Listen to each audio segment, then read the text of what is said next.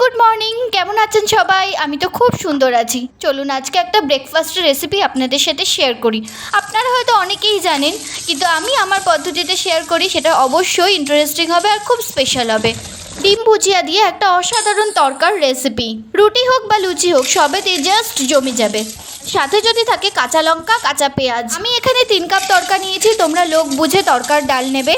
ভালোভাবে ধুয়ে প্রেসারে সেদ্ধ বসিয়ে দিচ্ছি, কারণ যতক্ষণ এদিকে কাজ করব ততক্ষণ ডাল সেদ্ধ হয়ে যাবে। অবশ্যই নুন দিয়ে সেদ্ধ বসাবে, তাহলে খুব তাড়াতাড়ি সেদ্ধ হয়ে যাবে। দেখো সেদ্ধ হয়েও এসেছে। চলো বাকি কাজটা করে ফেলি। কড়াই হাই ফ্লেমে গরম হয়ে গেছে, তাতে কিছুটা সাদা তেল, প্রথমেই কারি পাতা, শুকনো লঙ্কা, রসুন কুচি আর পেঁয়াজ কুচি দিয়ে ভালোভাবে নেড়ে নিচ্ছি।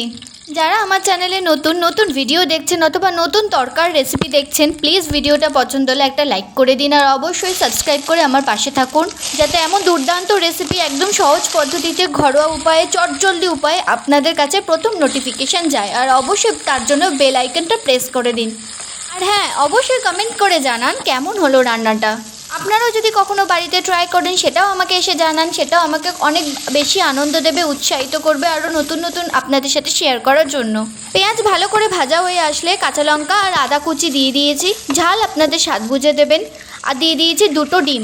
2টোর বদলে আপনারা বেশি করেও ডিম দিতে পারেন, কোনো অসুবিধা নেই, খেতে দুর্দান্ত লাগবে। একটা ডিম হলেও চলবে। ভালো করে ডিমের সাথে মশলাটা নেড়ে নিচ্ছি, আর ওপর থেকে তরকার মশলা দিতে কিন্তু একদমই ভুলবেন না। ব্যাস, ডিমটা ভালো করে ভাজা হয়ে গেছে, তরকার ডালগুলো দিয়ে দিয়েছি। ভালো করে নেড়ে চেড়ে উপর থেকে দিয়েছি তরকার মশলা। আপনারা যদি চান গোলমরিচ গুঁড়োও দিতে পারেন। আমি এখানে ঝাল একটু বেশি দিয়েছি, তাই গোলমরিচ গুঁড়োটা আমি স্কিপ করেছি। আমার চ্যানেলে কিন্তু বাংলাদেশি অনেক রান্নাও আছে, যারা জানো না, যারা নতুন ভিডিওতে দেখছো, যারা আমার চ্যানেলে নতুন নতুন সাবস্ক্রাইবার, তাদের কিন্তু বলে রাখি, আমি ওইরকম অনেক বাংলাদেশি রেসিপি ট্রাই করেছি। আমি কিন্তু আগে ঢাকাতে থাকতাম, সেখানকার অনেক রেসিপি আমি জানি। মা ঠাকুমা আমাকে করে খাওয়াতেন, সেখান থেকে শিখে তোমাদের সাথে শেয়ার করেছি। কমেন্ট বক্সে লিঙ্ক পিন করে দিয়েছি, চটপট গিয়ে দেখে এসো। দেখো আমার রান্না কিন্তু একদম রেডি। এবার ওপর থেকে সেদ্ধ ডিম গ্রেট করে দেখছি।